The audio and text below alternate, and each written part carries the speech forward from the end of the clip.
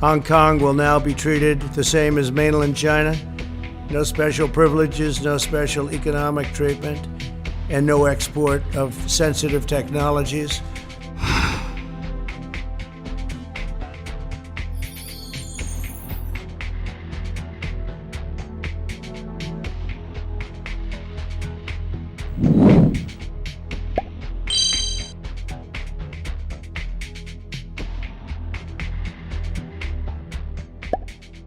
Well, I think there is a whole chain of public comments made by not only Secretary of State Mike Pompeo, but also the FBI, etc., etc. All these has given a line that they don't like what is happening in Hong Kong, and that they feel that they have a right to comment on all these issues.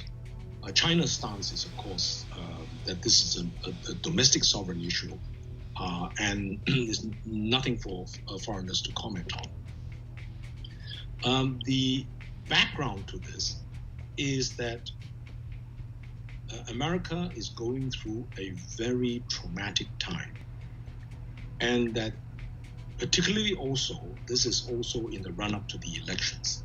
So it is quite understandable that there is an effort to shift the blame on the mishandling of the pandemic to outsiders.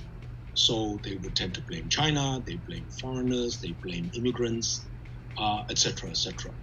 So if you think about it, the United States has already lost 150,000 people due to the pandemic.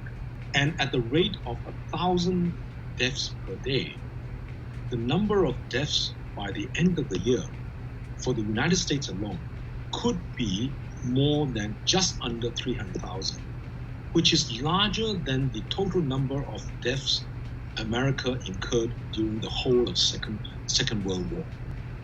In many cases, could be avoided, but unfortunately mishandled. So Hong Kong has become collateral damage in the worsening of the U.S. China relations.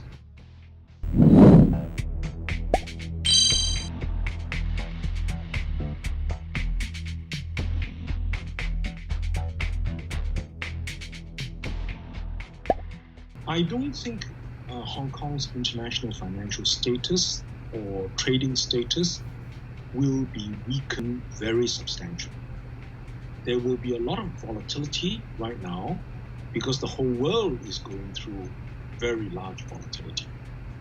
But by and large, as long as China keeps its commitment to open markets, global trade, and commitment to multilateralism, right, Hong Kong will continue to prosper. The issue is as follows.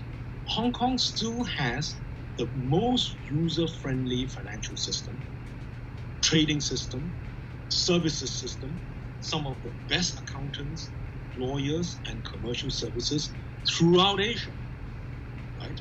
It is the fourth largest foreign exchange trading center in the world, second only to New York, London, and Singapore.